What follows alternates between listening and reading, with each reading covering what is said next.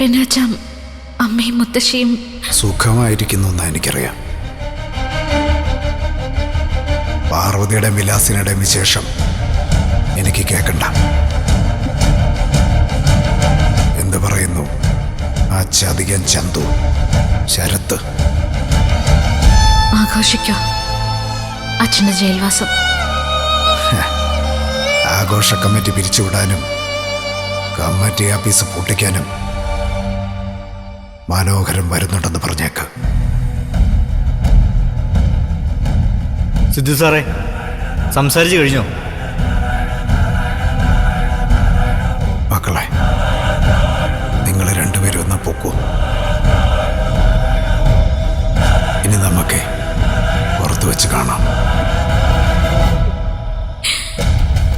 പിന്നെ അടുത്ത ദിവസം എൻ്റെ മോള് കോടതിയിലേക്ക് വരുമെന്നും വേണ്ട.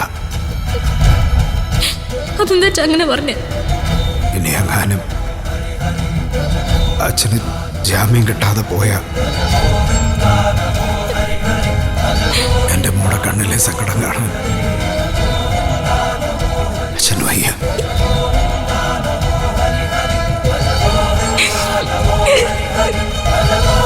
അതുകൊണ്ടാ